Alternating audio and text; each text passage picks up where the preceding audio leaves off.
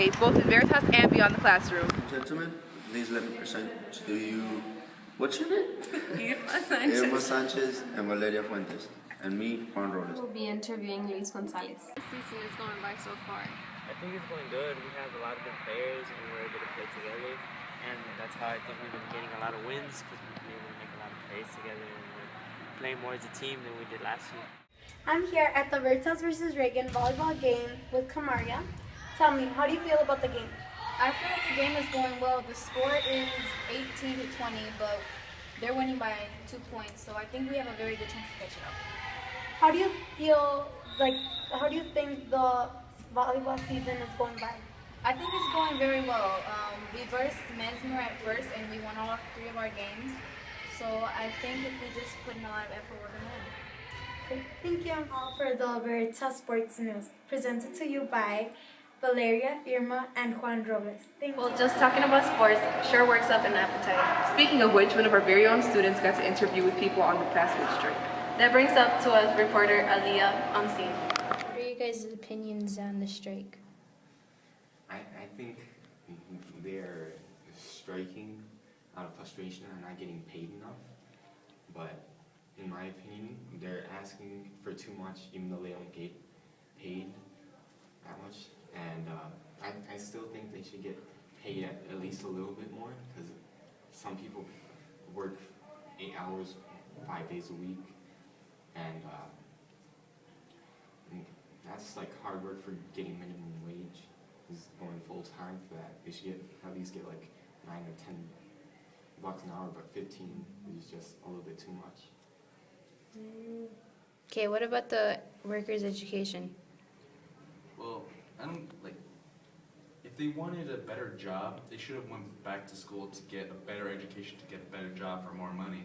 Because working at McDonald's doesn't really require that much education. You need to know when to flip a burger and how to put burgers in order. So I don't really think they need $15 just to do that.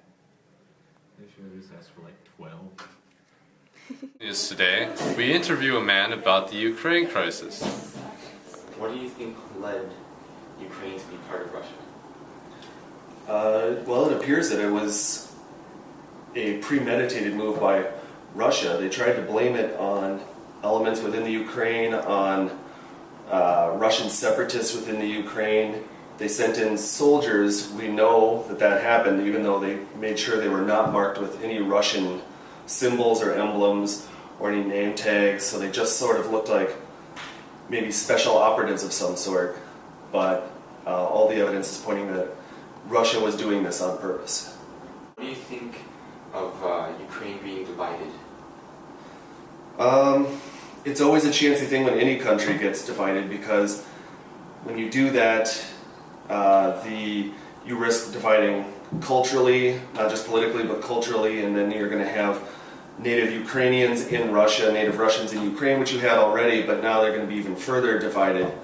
And it's appearing to be kind of a land grab by Russia, although I know there are ethnic Russians in Ukraine that do want to be part of Russia, but I don't know that they're actually the majority.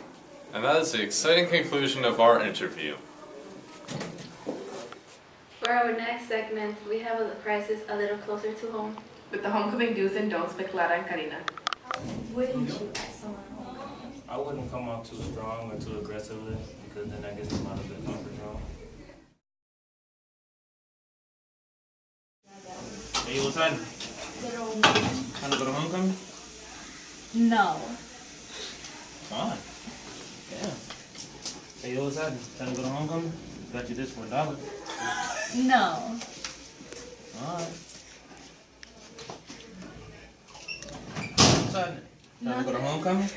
Like this? No, I'm okay. How would you ask someone homecoming?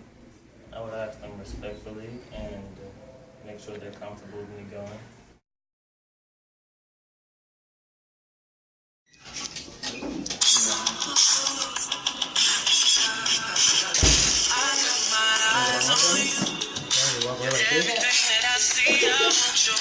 Living is so hard, especially when there are those we know and care about.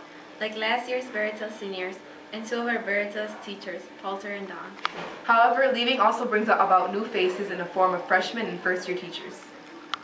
Have you seen any new faces here at Veritas, Karina? I have. I noticed that there was like 2 new teachers here. And there's a lot of freshmen here too. Yeah, I noticed that. Well, let's find out. Hi, John. So how do you like your current high school experience as a teacher here?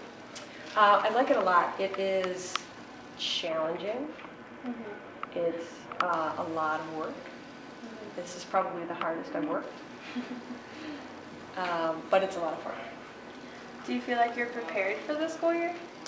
Some days I feel prepared, and some days I feel not at all prepared. I feel like I could have days and days and still not be prepared. But some days I do. Would you say that the school is like meeting up to your expectations? Yes. I feel lucky because I student taught here last semester, so I already knew the staff, I knew some of the students, I know the building, so that made it easier. But I still, so in terms of expectations, I had an idea of what to expect, but I'm still learning new things, and I'm meeting new students. So it's always, it's exceeding my expectations. That's nice. So we all know that you had a job before this, obviously. Why did you choose to change your career? That's a really long answer. My experience mostly has been in public relations and marketing, and that's a different kind of a career. I wanted to be able to spend my time doing something that wasn't just about selling things to people and actually helping people figure out what they think and how they think about the world. Okay. So would you rather be at a different school, or is this school like okay for you so far? I would honestly say there is no other school I would rather be at right now.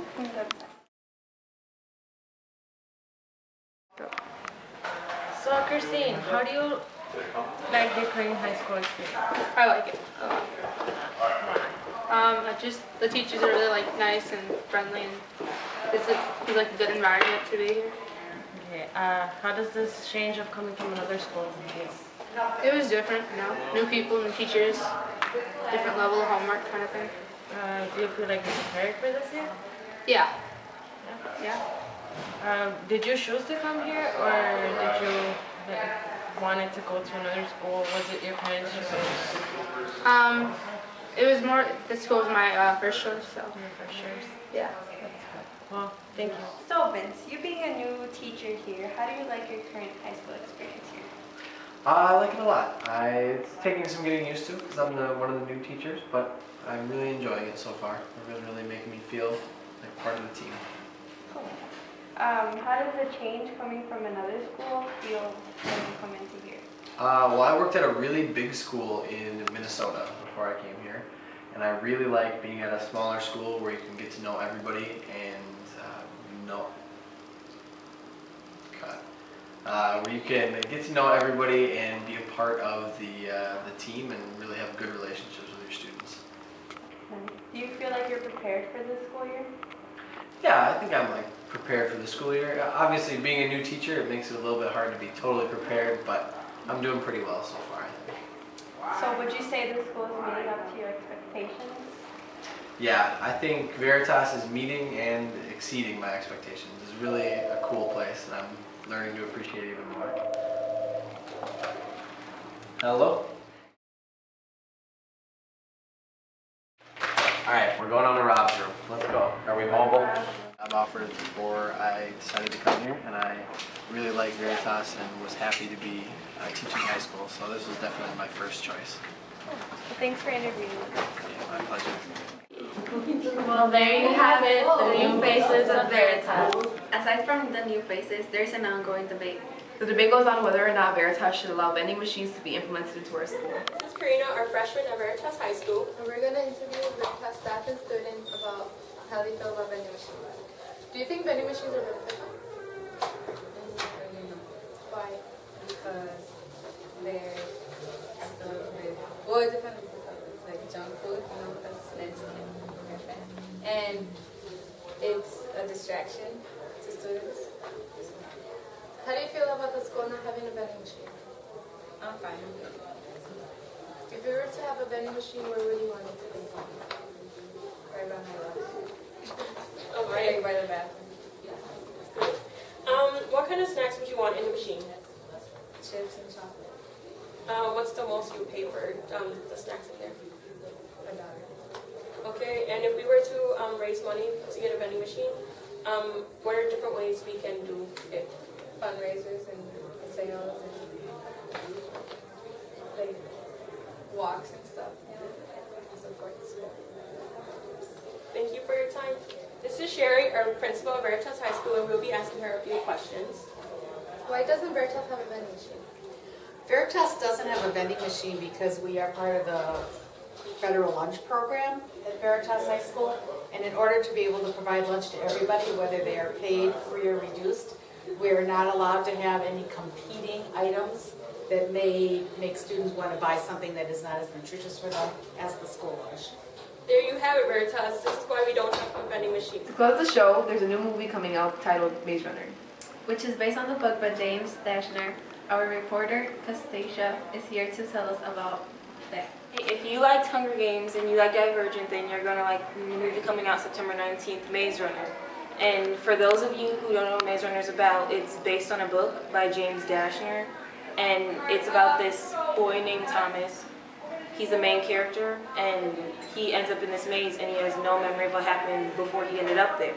So it revolves around this company named Wicked, which stands for World in Catastrophe Kill Zone Experiment Department.